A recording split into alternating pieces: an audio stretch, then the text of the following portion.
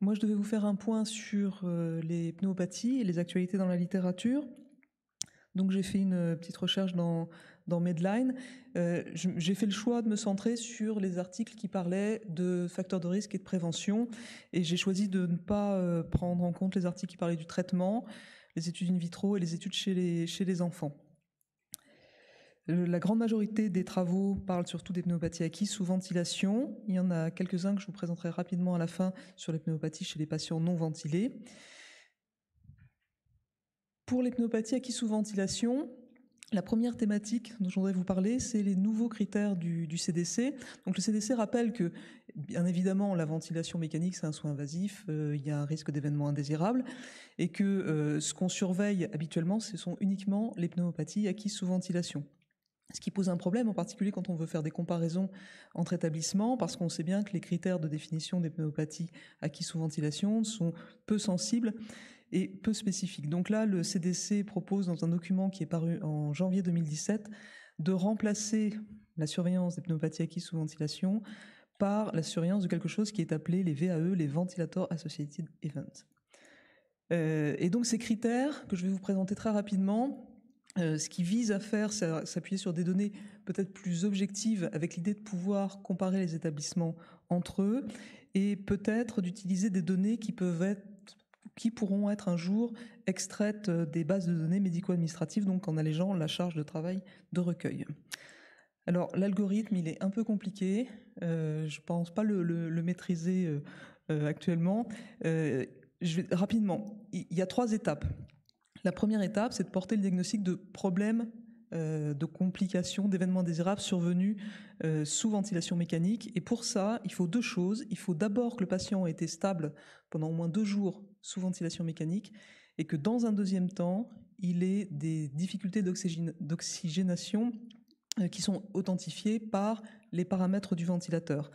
À partir de là, on va recueillir des éléments qui permettent de relier cette complication et de faire le diagnostic de nature probablement infectieuse. C'est le fait d'avoir de la fièvre, d'avoir des anomalies des blancs et qu'il y ait une prescription d'un traitement antibiotique. Et enfin, la troisième étape, c'est d'avoir des critères microbiologiques ou bien encore des critères cliniques qui sont des sécrétions respiratoires purulentes qui vont permettre d'arriver au diagnostic de possibles pneumopathies acquises sous ventilation, mais vous voyez qu'il n'y a plus la notion de foyer radiologique. Donc l'avenir dira comment ces critères vont être utilisés. Pour l'instant, c'est un peu précoce. Deuxième thématique que j'ai retrouvée dans les articles que j'ai lus, c'est les sondes d'intubation, avec des interrogations sur le matériel le plus adapté pour le ballonnet et sur la forme du ballonnet, avec l'idée que ces 2 paramètres peuvent permettre une meilleure adhérence du ballonnet aux parois de la trachée et donc limiter la colonisation trachéale. Le premier travail a été publié dans Annals of American Thoracic Surgery en 2016, un essai randomisé qui compare 3 sondes. Une sonde qu'on va dire la sonde de référence avec un ballonnet cylindrique en PVC, une sonde avec un ballonnet conique en polyuréthane et une sonde avec un ballonnet conique en polyuréthane et une aspiration sous-glottique. Les patients qui étaient concernés par cette étude, c'était des patients qui étaient intubés en urgence, que ce soit à l'hôpital ou avant d'arriver à l'hôpital, et qui séjournaient en réa. Et les critères d'évaluation, c'était les pneumopathies, les colonisations, la mortalité à durée de séjour, et aussi quelque chose d'intéressant, qui n'est pas étudié dans toutes les études, ce sont les effets secondaires laryngés attribuables potentiellement à la sonde, qui étaient évalués le jour suivant l'extubation et à 2 mois. Et le travail ne montrait aucune différence, que ce soit dans la fréquence des pneumopathies, des autres critères d'évaluation et des effets secondaires liés à la sonde. Il faut quand même noter qu'il y a un suivi qui était court, qui était de 7 jours. Et puis un problème qui est récurrent dans ces études, c'est que c'est très difficile, d'un point de vue pratique, de faire que le repérage des pneumopathies soit fait en aveugle du type de sonde qui est utilisé par l'équipe de réanimation, puisque c'est les mêmes en général qui ont intubé le patient et qui repèrent les pneumopathies. Donc c'est un biais possible. Une deuxième étude, c'est une étude française qui a été publiée dans Anesthésiologie, une étude monocentrique qui a été réalisée à la Pitié et qui compare un ballonnet conique que vous voyez ici sur la photo et une sonde à ballonnet sphérique Là, on n'est plus dans les intubations en urgence, on est dans la chirurgie majeure programmée. L'évaluation des patients, elle se fait sur les pneumopathies, mais aussi sur les micro-inhalations, la durée de ventilation, la durée de séjour, la mortalité, et sur la pression du ballonnet. Vous allez voir que c'est intéressant, parce qu'ils ont randomisé une centaine de patients. Ils retrouvent, avec les deux types de ballons, une fréquence similaire des pneumopathies, des micro-inhalations, des durées. En revanche, ils insistent sur le fait que pour la sonde à ballonnet conique, le temps passé dans la bonne fourchette de pression attendue est faible, avec une grande variabilité de pression, ce qui peut poser des problèmes en pratique clinique. Là encore, à nouveau, le diagnostic de pneumopathie n'est pas fait en aveugle, et le taux de pneumopathie semble quand même un petit peu élevé dans les deux groupes. Un petit mot sur la prophylaxie des ulcères de stress. Bon, je pensais que c'était un sujet qui était un petit peu passé de mode, mais il y a un travail qui a été publié dans Critical Care Medicine d'auteurs qui disent que les études préalables en faveur de la prophylaxie des ulcères de stress sont un peu datées et ont une qualité méthodologique qui n'est pas adaptée. Donc ils ont fait un essai randomisé de pantoprazole versus placebo en réanimation médico-chirurgicale. Ils ont évalué les patients à la fois sur le bénéfice attendu qui est l'absence d'hémorragie digestive haute et aussi sur les risques potentiellement attribuables à ce traitement qui sont les pneumopathies et les infections à Clostridium difficile. Ils ont randomisé 214 patients et il ne se passe rien, c'est-à-dire qu'il n'y a pas d'hémorragie, il n'y a quasiment pas de pneumopathie et la mortalité est similaire, donc il conclut qu'il n'y a pas de différence entre le traitement et le placebo, entre les bénéfices et les effets secondaires. Et il y a eu une étude un peu similaire qui a été publiée la même année, qui retrouve les mêmes conclusions. Le sujet n'est pas clos, parce qu'on retrouve dans la littérature des protocoles d'études qui sont annoncés avec un essai randomisé canadien et surtout un essai danois qui a commencé et qui prévoit d'inclure 3000 patients, donc il devrait apporter quelques réponses. Le sujet des soins de bouche antiseptiques, donc, qui est un sujet là aussi déjà abordé. Gabriel, il y a 2 ans, je me rappelle, on avait parlé dans son best-of. Donc là, la question, c'est pas de dire est-ce qu'il faut faire des soins de bouche antiseptiques, c'est quelque chose qui est relativement bien admis maintenant. Donc l'étude que je vous présente là, c'est une étude brésilienne qui cherche, elle, à comparer 2 modalités de soins de bouche. Ces 2 modalités, c'est le groupe contrôle a des soins de bouche classiques avec une solution de chlorhexidine. Le groupe intervention a, lui, un brossage des dents avec un gel dentifrice à base de chlorhexidine. Les patients concernés, c'est des patients de réanimation chirurgicale ou cardiaque. Ils sont évalués sur les pneumopathies, durée de ventilation, durée de séjour. Il y a 116 patients qui ont été admis pendant la période. Il n'y en a que 213 qui ont pu être inclus dans l'étude. Les auteurs ne retrouvent pas de différence significative dans la fréquence des pneumopathies. Mais là, je vous ai montré les résultats. Vous voyez la fréquence des pneumopathies, 26% dans le groupe contrôle, 16% dans le groupe intervention.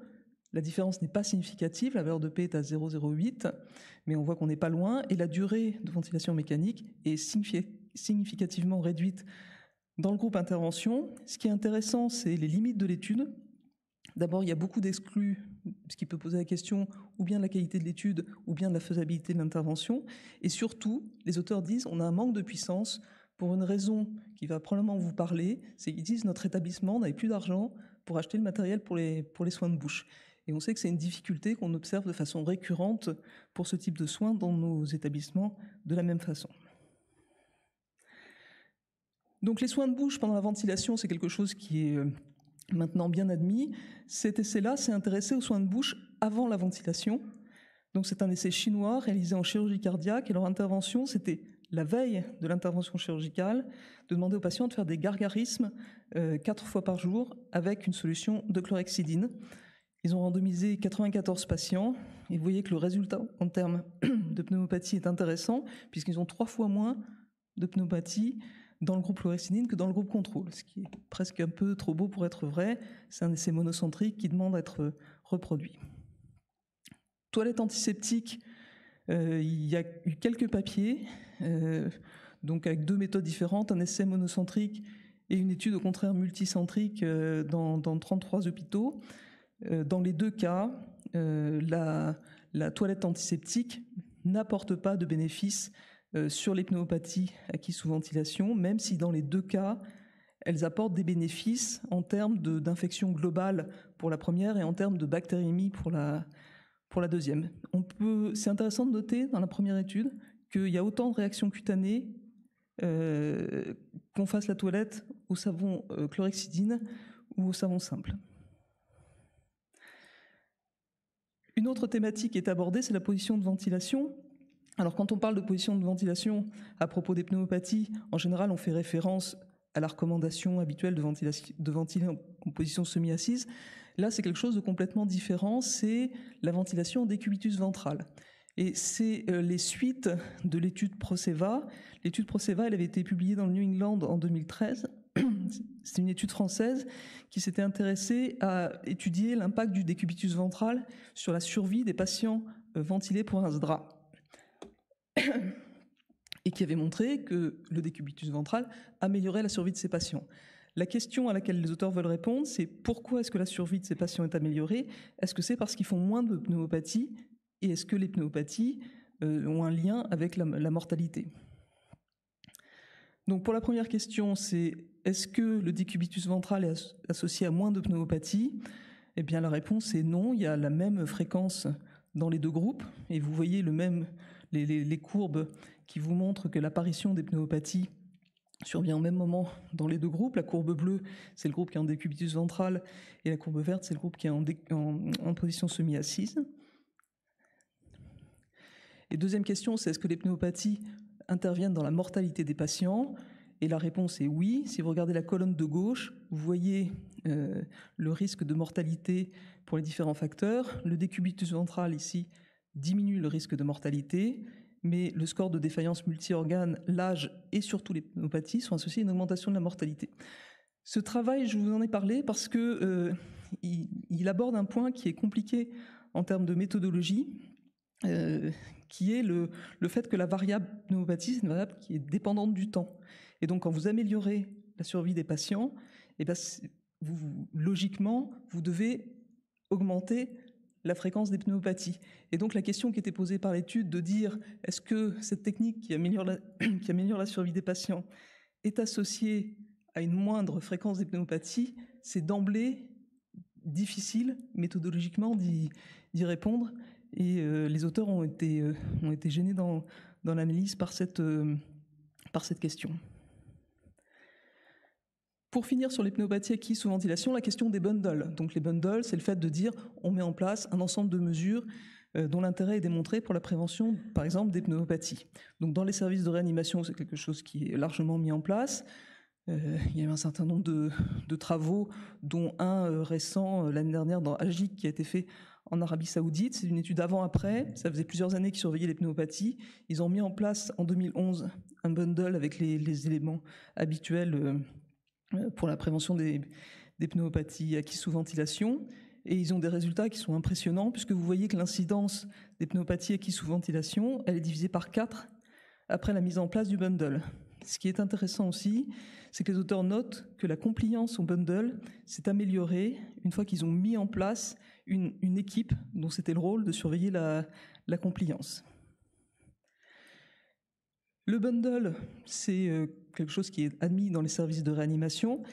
Là, cette étude de Luca, qui a été publiée cette année dans AGIC, en fait, elle fait quelque chose d'un petit peu différent. On sait que les patients qui sont intubés aux urgences, c'est un facteur de moins bon pronostic. C'est aussi probablement pas tout à fait les mêmes patients qui sont intubés aux urgences. Donc là, les auteurs ont voulu regarder si c'était intéressant de mettre en place le bundle, pas seulement en réa, mais aussi aux urgences. Donc ils ont comparé 3 périodes. Une période où il n'y a aucun bundle, une deuxième période où le bundle est mis en place en réa, mais pas aux urgences, et une période où le bundle est en place et en réa et aux urgences. Et vous voyez que les résultats sont impressionnants, puisque au fur et à mesure que le bundle est étendu, on constate une diminution de la fréquence des pneumopathies. Et sur ce graphique, vous voyez le délai d'apparition des pneumopathies. La courbe du haut, c'est la période 1 sans bundle. Ensuite, la période où le bundle est en réa. Et ensuite, la période où le bundle est aux urgences et en réa. Donc, a priori, une efficacité nette de cette mesure. Et là encore, les auteurs précisent que la compliance est meilleure quand on met en place une infirmière référente. Et il y a une étude que je ne vous ai pas rapportée qui a montré, et ça fait le lien avec ce que vient de présenter Chantal et Noira, c'est que pour améliorer la compliance au bundle, il y a une chose qui compte, c'est le ratio infirmière-patient dans les services. Pour finir, donc, les pneumopathies chez les patients non ventilés. Alors, je pense que vous pourriez lire l'éditorial, le commentaire de Clampas l'année dernière dans Ish sur ce type de pneumopathie. Et le message qui fait passer, c'est de dire sur les pneumopathies acquises sous ventilation, on a beaucoup écrit, on a beaucoup fait. Maintenant, l'enjeu, c'est de travailler aussi sur les pneumopathies chez des patients non ventilés, parce que c'est fréquent et parce que c'est grave. En termes de gravité, il y a une étude qui a été publiée l'année dernière dans Chest qui compare le pronostic de patients avec pneumopathie avec des témoins sans pneumopathie. C'est intéressant de noter qu'il y a 24% de ces pneumopathies qui sont des pneumopathies virales, et il y a surmortalité importante, plus de séjours en réa, des séjours beaucoup plus longs de façon générale. Donc ça nous amène directement à la prévention. Et en termes de prévention, il y a 2 revues générales qui ont été publiées en 2016 qui pourraient vous intéresser. Je ne vais pas vous les détailler là, mais il y en a une de l'équipe de Harbart qui fait le point sur les mesures actuellement jugées comme intéressantes pour la prévention de ces pneumopathies. Ce qui est jugé comme intéressant sont les soins de bouche, la mobilisation précoce, la prise en charge des dysphagies, la prévention de la grippe nosocomiale. Ce qui est jugé comme d'un intérêt pas très clair, c'est la position du lit et la prophylaxie des ulcères gastro-duodénaux. Et il rappelle que la prophylaxie antibiotique des pneumopathies est à proscrire. Et puis il y a une revue de la littérature dans une revue de soins dentaires qui s'intéresse aux soins de bouche et aux pneumopathies nosocomiales chez les sujets âgés, qui est un travail intéressant. Merci de votre attention.